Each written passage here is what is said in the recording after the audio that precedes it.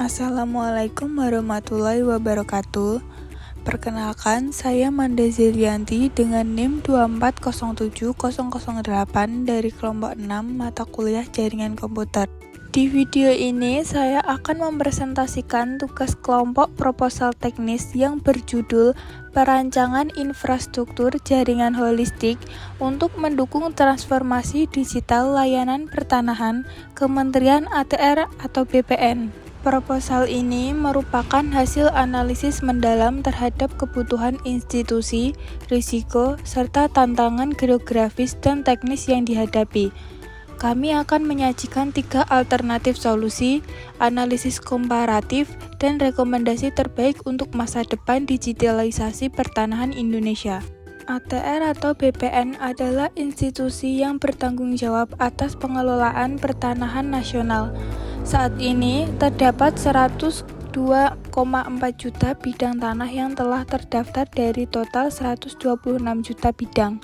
Ini adalah data yang strategis dan sensitif. Sejak 2019, ATR atau BPN telah mendorong transformasi digital seperti penerapan HTL, buku tanah elektronik, dan sertifikat tanah elektronik.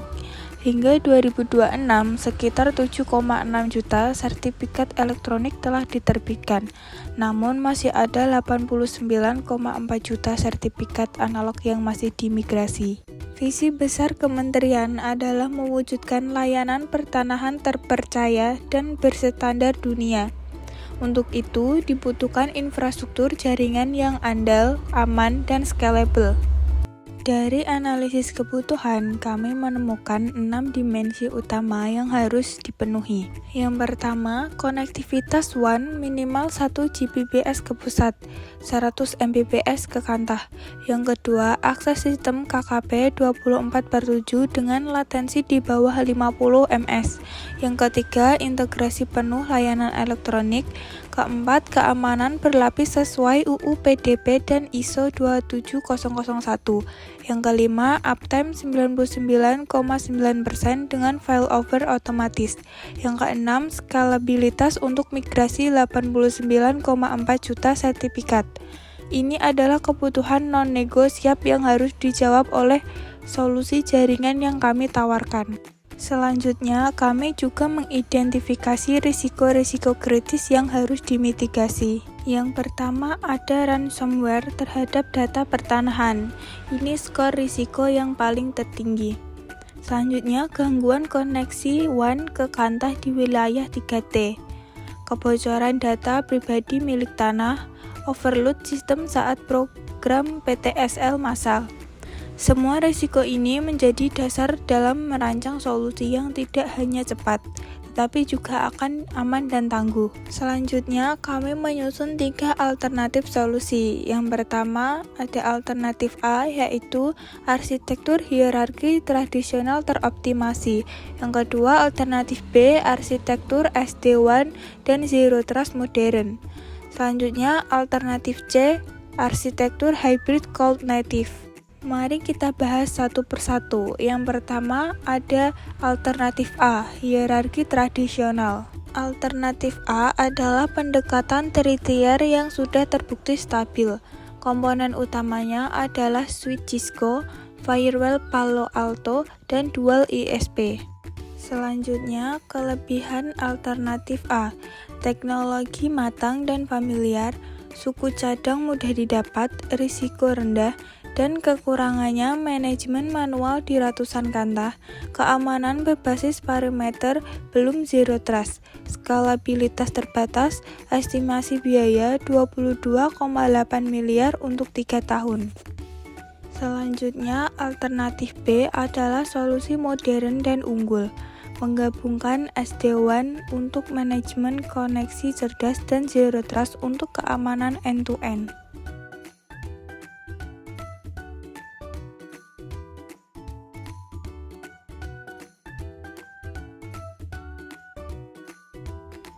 Selanjutnya, kelebihan alternatif B, yaitu keamanan terdepan dengan Zero Trust, manajemen terpusat nasional, skalabilitas elastis, termasuk dukungan VSAT untuk wilayah 3T, Kepatuhan regulasi built-in. Kekurangannya, kurva pembelajaran lebih tinggi, ketergantungan pada controller terpusat, biaya lisensi lebih tinggi, estimasi biaya 24,1 miliar untuk 3 tahun. Selanjutnya, alternatif C yaitu mengandalkan cloud publik sebagai backbone utama. Sangat mudah dikelola dan scalable, namun kekurangannya ketergantungan penuh pada koneksi internet, risiko data sovereignty, biaya operasional berulang tinggi, dengan estimasi biaya 19,3 miliar di tahun pertama, ditambah biaya cloud tahunan. Selanjutnya ada analisis komparatif 3 alternatif. Kami melakukan pembobotan berdasarkan 7 kriteria utama. Hasilnya, alternatif A 76/100, alternatif B 94/100, alternatif C 71/100. Alternatif B unggul di 2 kriteria terbesar, performa dan keamanan. Ini sangat kritis mengingat data pertanahan adalah aset nasional yang sangat sensitif. Mari kita lihat lebih dalam arsitektur yang kami rekomendasikan. Kami mengadopsi topologi hub and spoke bertingkat. Yang pertama, Pusdatin sebagai utama, Kanwil sebagai subhub regional, Kanta sebagai spoke dengan koneksi fiber atau MPLS dengan VSAT cadangan.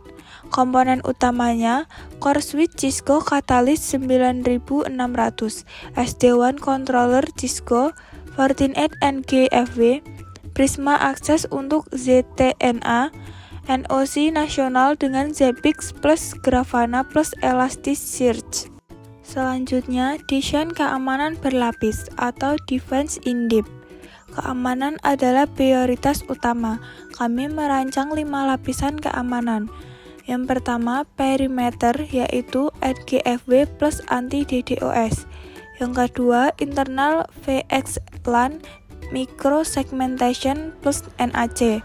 Yang ketiga, identitas, yaitu ZTNA plus MFA plus least privilege. Yang keempat, data, yaitu enkripsi, TLS 1.3 dan AES 256. Yang kelima, monitoring, yaitu SIEM real time plus NOC 24/7. Ini memastikan data pertanahan dan NIK warga tetap aman dari ancaman cyber. Selanjutnya, analisis risiko dan mitigasi. Kami juga menyusun risk register lengkap. Risiko terbesar adalah serangan ransomware dengan skor kritis.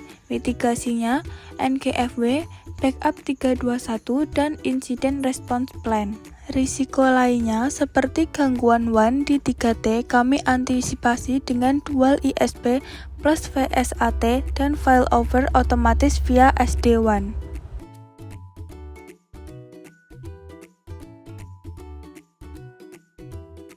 Selanjutnya, rencana implementasi 18 bulan. Implementasi ini dibagi menjadi 3 fase, yaitu fase 1 bulan 1 sampai 6 dengan fondasi backbone WAN, core service, security perimeter dengan anggaran 12 sampai 15 M.